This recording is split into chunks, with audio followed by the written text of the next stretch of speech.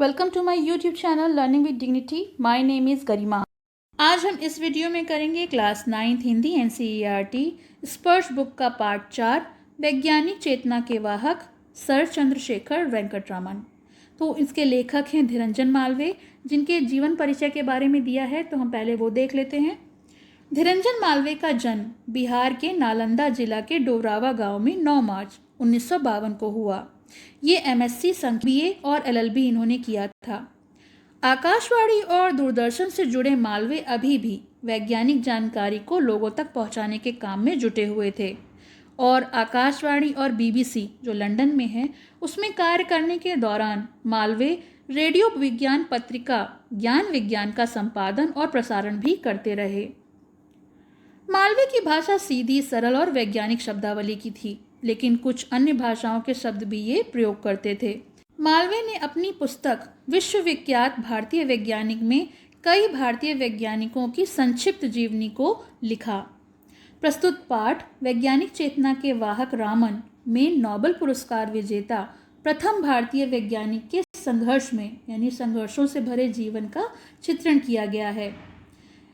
वेंकटरामन कुल 11 साल की उम्र में मैट्रिक, विशेष योग्यता के साथ इंटरमीडिएट, भौतिकी और अंग्रेजी यानी फिजिक्स और इंग्लिश में स्वर्ण पदक गोल्ड मेडल के साथ BA और प्रथम श्रेणी में MA यानी उन्होंने MA फर्स्ट डिवीज़न में करके मात्र 18 साल की उम्र में कोलकाता में भारत सरकार के फाइनेंस डिपार्टमेंट में सहायक जनरल अकाउंटेंट नियुक्त कर लिया गया था।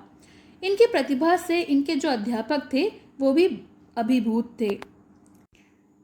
चंद्रशेखर वेंकटरमन भारत में विज्ञान की उन्नति के चिर आकांक्षी थे, भारत की स्वतंत्रता के पक्षधर।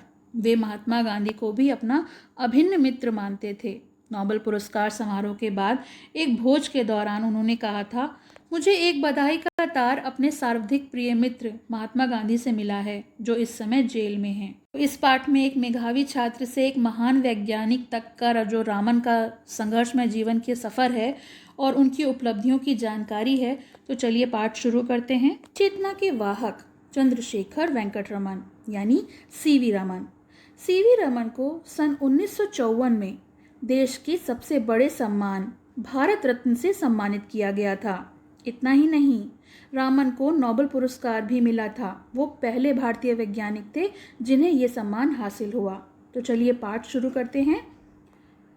पेड़ से सेब को गिरते हुए तो लोग सदियों से देखते आ रहे थे, मगर गिरने के पीछे छिपे रहस्य को कारण क्या है उसको न्यूटन ने सबसे पहले समझा। उससे पहले कोई नहीं समझ पाया था। ठीक उसी प्रकार विराट होता है विशालकाय। विशालकाय समुद्र की नीलवर्णीय आभा, नीलवर्णीय यानी नीले रंग की और आभा यानी चमक को भी असंख्य लोग आदिकाल से देखते आ रहे थे, मगर इस आभा के पीछे पड़े रहस्य के पर्दे को हटाने के लिए हमारे समक्ष हमारे सामने उपस्थित हुए सर चंद्रशेखर वेंकटरमन, जिन्हें इस रहस्य का पता चला या उन्होंने इसका कारण ढूंढने की कोशिश करी। बात सन 1921 की है, जब रामन समुद्री यात्रा पर थे। जहाज के डेक पर खड़े होकर वो नीले समुद्र को निहार रहे थे। वो ये कारण जानना चाहते थे कि समुद्र का रंग नीला ही क्यों है। प्रकृति प्रेमी रामन को अच्छा लगता था क्योंकि वो नेचर लविंग थे और प्रकृति को वो बहुत पसंद करते थे। वे समुद्र की नीली आभा में घंटों खोए रहते। लेकिन रामन केवल भावुक प्रकृति प्रेमी नहीं थे, केवल वो इमोशनली नेचर से नहीं जुड़े थे, बल्कि उनके अंदर एक वैज्ञानिक, एक साइंटिस्ट की जिज्ञासा यानी जानने की इच्छा थी कि वो चीज़ जो है वो ऐसी क्यों है। यही जिज्ञासा उनसे सवाल कर बैठी कि आखिर समुद्र का रंग नीला ही क्यों होता है, कुछ और क्यों नहीं। रामन सवाल का जवाब ढूंढने लग गए। जवाब ढूंढते ही वह विश्वविख्यात बन गए, यानी जब उन्होंने इस सवाल का जवाब ढूंढ लिया तो वो पूरे विश्व में प्रसिद्ध हो गए। विश्वविख्यात का मतलब पूरे संसार में प्रसिद्ध होना। रामन का जन्म 7 नवंबर सन 1888 को तमिलनाडु के तिरुचिरापल्ली नगर में हुआ था। इनके पिता विशाखापत्तनम में गणित और भौतिकी यानी मैथ्स और फिजिक्स के टीचर थे। पिता इन्हें बचपन से ही ये दोनों सब्जेक्ट्स को पढ़ाते थे। ये दोनों विषय वो पिता द्वारा पढ़ाए जाते थे। इनमें कोई अतिशयोक्ति नहीं होगी। अतिशयोक्ति का मतलब होता है कि कोई भी शंका नहीं होगी, कोई भी बढ़ा चढ़ा कर कहने वाली बात नहीं है कि ऐसा है कि जिन दो विषयों के ज्ञान को उन्हें जगत प्रसिद्ध बनाया, पूरे संसार में जिनसे उनको ख्याति प्राप्त हुई, वो पढ़ाने वाले पिता ही थे। उनके पिता ने ही उनको इन दो विषय में तैयार किया था। कॉलेज की पढ़ाई उन्होंने पहले ABN कॉलेज तिरुचिरापल्ली से की, फिर प्रेसिडेंसी कॉलेज मद्रास से की। BA और MA दोनों ही परीक्षाओं में उन्होंने काफ़ी ऊंचे अंक हासिल किए। तो पढ़ाई में तो वो बहुत तेज थे। रामन का मस्तिष्क विज्ञान के रहस्यों को सुलझाने के लिए बचपन से ही बेचैन रहता था। यानी जब वो छोटे थे तभी उन्हें इन रहस्यों का कारण जानने की इच्छा होती थी। अपने कॉलेज के ज़माने से ही उन्होंने शोध कार्यों यानी रिसर्च वर्क में दिलचस्पी लेना शुरू कर दिया था। उनका पहला शोध पत्र फिलोसफिकल मैगजीन में प्रकाशित हुआ था। उनकी दिली इच्छा तो यही थी कि वो अपना सारा जीवन इसी तरह के रिसर्च वर्क को समर्पित कर दें। मगर उन दिनों शोध कार्य को पूरे समय के कैरियर के रूप में अपनाने का कोई खास व्यवस्था नहीं थी। तो उस समय कोई भी प्रतिभावान छात्र यानी जो काफ़ी टैलेंटेड स्टूडेंट्स होते थे, वो इस तरह के शोध कार्यों को कैरियर के रूप में नहीं ले सकते थे, क्योंकि उस समय ऐसी कोई व्यवस्था नहीं थी। वो सरकारी नौकरी की ओर आकर्षित होते थे। रामन भी अपने समय के अन्य सुयोग्य छात्रों के भांति भारत सरकार के वित्त विभाग में यानी फाइनेंशियल डिपार्टमेंट में ऑफिसर बन गए। उनकी तैनाती कलकत्ता में हुई। कलकत्ता जो इस समय कोलकाता के नाम से जाना जाता है। कलकत्ता में सरकारी नौकरी के दौरान उन्होंने अपने स्वाभाविक रुझान को बनाए रखा। एक रुझान होता है झुकाव किसी तरफ, जो आपको ज़्यादा चीज़ें पसंद हो उसको बनाए रखा। दफ्तर से फुर्सत पाते ही वह लौटते हुए बहू बाजार आते, जहाँ Indian association for the cultivation of science की प्रयोगशाला थी। प्रयोगशाला यानी जो लेबोरेटरी थी, वहाँ पर वह अपने आप में ही एक अनूठी संस्था थी। अनूठी यानी अनोखी, जिसे कोलकाता के एक डॉक्टर महेंद्र लाल सरकार ने वर्षों की कठिन मेहनत और लगन के बाद खड़ा किया था। इस संस्था का उद्देश्य था देश में वैज्ञानिक चेतना का विकास करना, और अपने महान उद्देश्यों के बावजूद इस संस्था के पास साधनों का नितांत अभाव था। नितांत यानी बहुत अधिक कमी थी। उनके पास कोई भी खास साधन नहीं थे। जो भी इंस्ट्रूमेंट्स होने चाहिए लैब में, वो ठीक से मौजूद नहीं थे। रामन इस संस्था की प्रयोगशाला में काम चलाऊ उपकरण, जो भी मतलब जिनसे काम चल जाए ऐसे जो उपकरण थे, उसी का इस्तेमाल करते हुए अपने शोध कार्य करते थे। लेकिन कभी भी उन्होंने अपने शोध कार्य को बंद नहीं किया। ये अपने आप में एक आधुनिक हठ योग था। हठ योग यानी वो उनकी जो प्रवृत्ति थी वो जिद्दी थी, और इसका उदाहरण में कड़ी मेहनत के बाद बहू बाजार में इस मामूली सी प्रयोगशाला में पहुंचता और अपनी इच्छा शक्ति के जोर पर भौतिक विज्ञान को समृद्ध बनाने का प्रयास करता। यानी पूरे दिन वो ऑफिस में काम करते, कड़ी मेहनत करते, उसके बाद वो बहू बाजार में एक ऐसी प्रयोगशाला में जाते जहाँ पर उनके उपकरण भी पूरी तरह से नहीं होते थे। काम चलाऊ उपकरणों के साथ उन्होंने अपने प्रयास को नहीं छोड़ा और उन्होंने फिजिक्स को आगे तक ले जाने के पूर्ण प्रयास करे। उन्हीं दिनों वे वाद्य यंत्र होते हैं म्यूजिकल इंस्ट्रूमेंट्स की ओर आकृष्ट हुए। यानी उन्हें वाद्य यंत्रों ने अपनी ओर आकर्षित किया। वे वाद्य यंत्रों की ध्वनियों के पीछे छिपे वैज्ञानिक रहस्यों की परतें खोलने का प्रयास कर रहे थे कि जो भी म्यूजिकल इंस्ट्रूमेंट से साउंड निकलती है उसका क्या कारण है, उसका रीज़न क्या है। इस दौरान उन्होंने अनेक वाद्य यंत्रों का अध्ययन किया, जिसमें देशी और विदेशी दोनों प्रकार के वाद्य यंत्र थे। यानी हमारे देश के और हमारे देश के बाहर के जो म्यूजिकल इंस्ट्रूमेंट हैं उनके ऊपर उन्होंने रिसर्च की। वाद्य यंत्रों पर किए जा रहे शोध कार्यों के दौरान उनके अध्ययन के दायरे में जहां वायलिन, चेलो और पियानो जैसे विदेशी वाद्य यंत्र थे, वैसे यहाँ हमारे देश के वीणा, तानपुरा और मृदंगम पर भी उन्होंने काम किया कि इनमें से जो साउंड प्रोड्यूस होती है उसका मुख्य कारण क्या है। उन्होंने वैज्ञानिक सिद्धांतों के आधार पर पश्चिमी देशों की इस भ्रांति को तोड़ने, भ्रांति यानी संदेह, शक को तोड़ने की पूरी कोशिश की।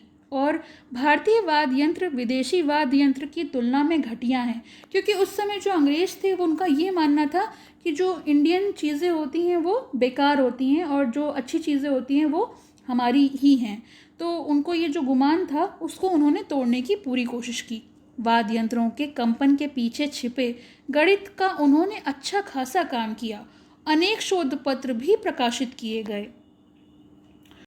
उस ज़माने के प्रसिद्ध शिक्षा शास्त्री यानी उस समय के जो प्रसिद्ध शिक्षा शास्त्री थे सर आशुतोष मुखर्जी को इस प्रतिभावान युवक यानी रामन के बारे में जानकारी मिली। उन्हीं दिनों कलकत्ता विश्वविद्यालय में प्रोफेसर का नया पद सर्जित हुआ था यानी रचा गया था। मुखर्जी महोदय ने रामन के समक्ष प्रस्ताव रखा, यानी उन्होंने उनके सामने एक प्रपोजल रखा। प्रस्ताव का मतलब प्रपोजल रखना, कि वे सरकारी नौकरी छोड़कर कलकत्ता विश्वविद्यालय में प्रोफेसर का पद स्वीकार कर लें। रामन के लिए यह एक कठिन निर्णय था, क्योंकि नौकरी तो उन्हें उनके सामने अच्छी रखी गई थी। उस जमाने के हिसाब से वे एक अत्यंत प्रतिष्ठित सरकारी पद पर थे, यानी उस समय जो वो नौकरी कर रहे थे वो काफ़ी मान सम्मान से भरी हुई सरकारी नौकरी थी, जिसके साथ उन्हें मोटी तनख्वाह और अनेक सुविधाएं भी मिलती थीं। उन्हें नौकरी करते हुए 10 वर्ष बीत चुके थे। ऐसी हालत में कोई सरकारी नौकरी छोड़कर कम वेतन यानी कम सैलरी पर और कम सुविधाओं वाली विश्वविद्यालय की नौकरी में आने की फैसला करना बड़ा हिम्मत का काम होगा। मतलब कि अगर आप अच्छे से नौकरी कर रहे हैं, बढ़िया पैसा कमा रहे हैं, अच्छे पद पर हैं, मान सम्मान है, उसको छोड़कर कोई कम सैलरी पर नौकरी करने का फैसला कैसे कर सकता है।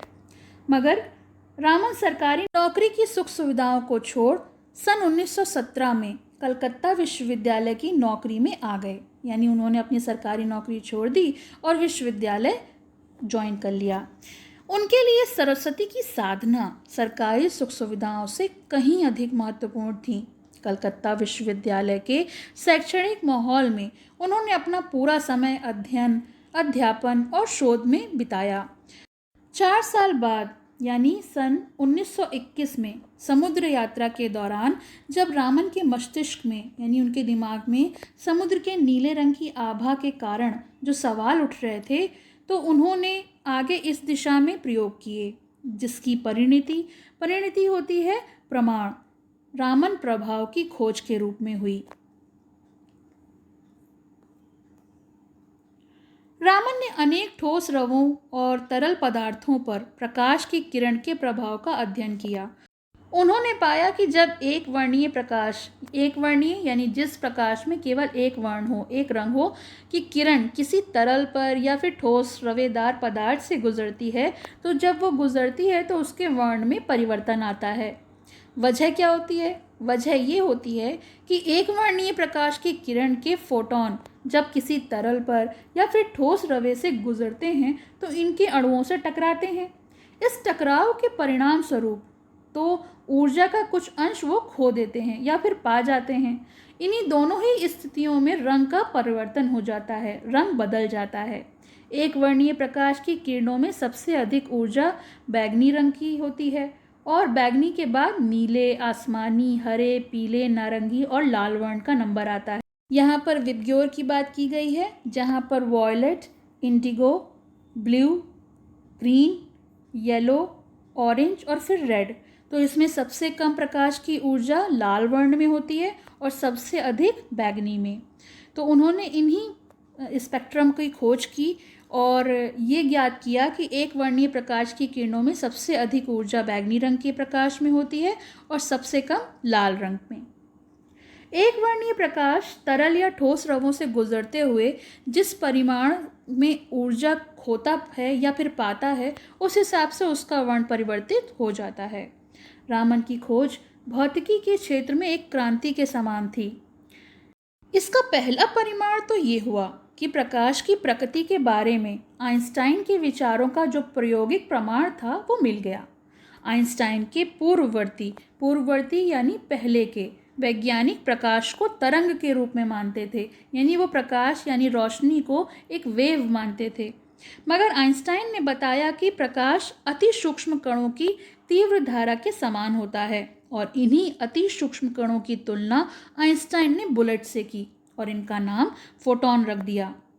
रामन के प्रयोगों ने आइंस्टाइन की धारणा के प्रत्यक्ष प्रमाण दिया, क्योंकि एक वर्णीय प्रकाश के वर्ण में परिवर्तन यह साफ तौर से प्रमाणित करता है कि प्रकाश की किरण में काफ़ी सूक्ष्म कणों के प्रवाह के रूप में व्यवहार करती है। रामन की खोज की वजह से पदार्थों के अणुओं और परमाणुओं के आंतरिक संरचना का अध्ययन सहज हो गया। यानी जो खोज मिस्टर सीवी रमन ने की थी, उसमें जो पदार्थों के अणु होते हैं, परमाणु होते हैं, उनकी इंटरनल स्ट्रक्चर कैसे होता है, उसकी स्टडी करना इजी हो गया। पहले इस काम के लिए इंफ्रारेड स्पेक्ट्रोस्कोपी का सहारा लिया जाता था। इंफ्रारेड स्पेक्ट्रोस्कोपी के बारे में आपने सुना होगा। ये एक काफ़ी मुश्किल तकनीक होती है, एक टेक्निक है जो काफ़ी ज़्यादा कठिन होती है और गलतियों की संभावना भी बहुत अधिक होती है। रामन की खोज के बाद पदार्थों के आणविक और परमाणविक, यानी आणविक और परमाणविक जो हैं, ये अणुओं के और परमाणु के संरचना का अध्ययन करने के लिए रामन स्पेक्ट्रोस्कोपी का सहारा लिए जाने लगा। यानी जो काम पहले इंफ्रारेड स्पेक्ट्रोस्कोपी करती थी, अब वही काम रामन के जो नई खोज है रामन स्पेक्ट्रोस्कोपी के द्वारा करने जाने लगा। यह तकनीक एक वर्णीय प्रकाश के वर्ण में परिवर्तन के आधार पर पदार्थों के अणुओं और परमाणुओं की संरचना की सटीक, बिल्कुल सही जानकारी देती थी। से पदार्थों का संश्लेषण होता है, सिंथेसाइज करना, प्रयोगशाला में करना तथा अनेक उपयोगी पदार्थों का कृत्रिम यानी बनावटी, आर्टिफिशियल रूप से निर्माण करना संभव हो गया। रामन प्रभाव की खोज ने रामन को विश्व की चोटी के वैज्ञानिकों की पंक्ति में ला खड़ा किया। यानी पूरी दुनिया के जो प्रसिद्ध वैज्ञानिक होते हैं, उस पंक्ति में लाकर रामन को खड़ा कर दिया उनकी इस खोज ने। पुरस्कारों और सम्मानों की तो जैसे झड़ी सी लग गई। उन्हें सन 1924 में रॉयल सोसाइटी की सदस्यता यानी वहाँ की मेंबरशिप से सम्मानित किया गया। सन 1929 में उन्हें सर की उपाधि दी गई। ठीक अगले ही साल उन्हें विश्व के सर्वोच्च पुरस्कार भौतिकी में नोबेल पुरस्कार से सम्मानित किया गया। उन्हें और भी कई पुरस्कार मिले, जैसे रोम का मैथ्यूजी पदक, रॉयल सोसाइटी का ह्यूज पदक, फिलाडेल्फिया इंस्टीट्यूट का फ्रैंकलिन पदक, सोवियत रूस का अंतर्राष्ट्रीय लेनिन पुरस्कार आदि। ऐसे कई पुरस्कारों से उन्हें सम्मानित किया गया। सन 1954 में रामन को देश के सर्वोच्च यानी सबसे ऊंचे सम्मान भारत रत्न से सम्मानित किया गया। वे नोबेल पुरस्कार पाने वाले पहले भारतीय वैज्ञानिक थे। उनके बाद ये पुरस्कार भारतीय नागरिकता वाले किसी अन्य वैज्ञानिक को अभी तक नहीं मिल पाया है। उन्हें अधिकांश सम्मान उस दौर में मिले जब भारत अंग्रेज़ों का गुलाम था। तो सोचिए उन्होंने कितना कठिन परिश्रम किया। उन्हें मिलने वाले सम्मानों ने भारत को एक नया आत्मसम्मान और आत्मविश्वास दिया। विज्ञान के क्षेत्र में उन्होंने एक नई भारतीय चेतना को जागृत किया और हमारे आने वाले वैज्ञानिकों में इस चेतना को जगाया। भारतीय संस्कृति से रामन को हमेशा एक गहरा लगाव रहा। उन्होंने अपनी भारतीय पहचान को हमेशा अक्षुण्ण रखा। अक्षुण्ण होता है जिसको खंडित ना किया जाए, जिसको तोड़ा ना जा सके, अखंडित। अंतर्राष्ट्रीय प्रसिद्धि के बाद भी उन्होंने अपने दक्षिण भारतीय पहनावे को नहीं छोड़ा। वे कट्टर शाकाहारी थे, यानी जो साग सब्जी खाते थे। मदिरा से सख्त परहेज था उन्हें, यानी वो शराब नहीं पीते थे। जब वे नोबेल पुरस्कार प्राप्त करने स्टॉकहोम गए तो वहाँ उन्होंने अल्कोहल पर रामन प्रभाव का प्रदर्शन किया। बाद में आयोजित पार्टी में जब उन्होंने शराब पीने से इनकार किया तो एक आयोजक ने परिहास यानी मजाक बनाया।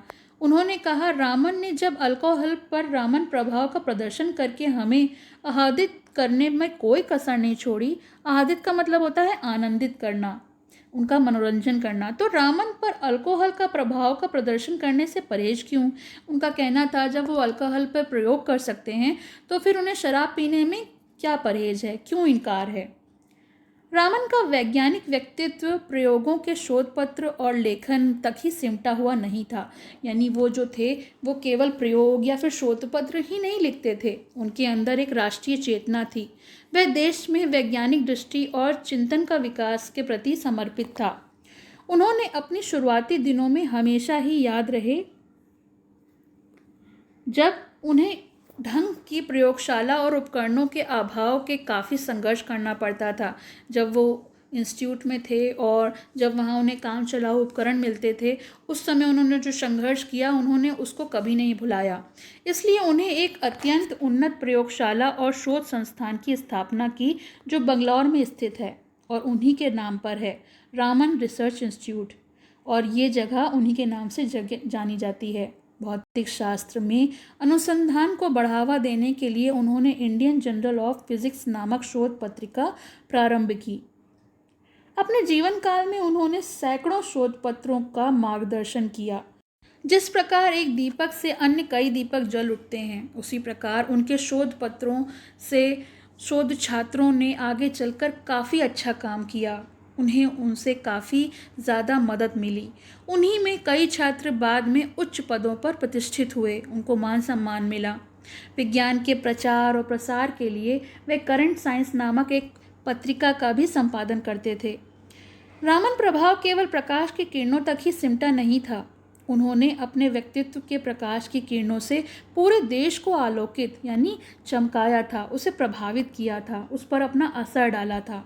उनकी मृत्यु 21 नवंबर 1970 के दिन 82 वर्ष की आयु में हुई, यानी उनकी कुल आयु 82 वर्ष थी, और उन्होंने अपने 82 वर्षों में अपने जीवन का एक हिस्सा देश के प्रति समर्पित कर दिया।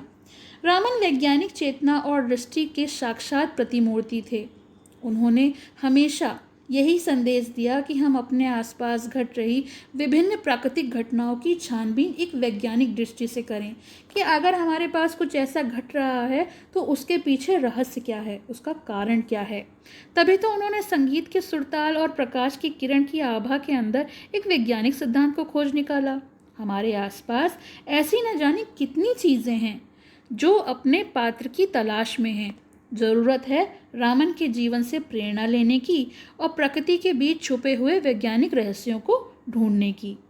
तो ये तो हो गया पाठ। इसके प्रश्नोत्तर हम लोग अगले वीडियो में देखेंगे। आपको कैसा लगा ये ज़रूर बताइएगा, और जिसका वीडियो लिंक मैं आपको डिस्क्रिप्शन में दे दूँगी तो आप वहाँ से देख सकते हैं। और अभी तक आपने मेरे चैनल को सब्सक्राइब नहीं किया है तो इसको सब्सक्राइब कर लें, जिससे कि आने वाले जो भी लेसन्स हैं उसका अपडेट आपको मिलता रहे। पसंद आया हो तो लाइक करें, शेयर करें और चैनल को सब्सक्राइब करें।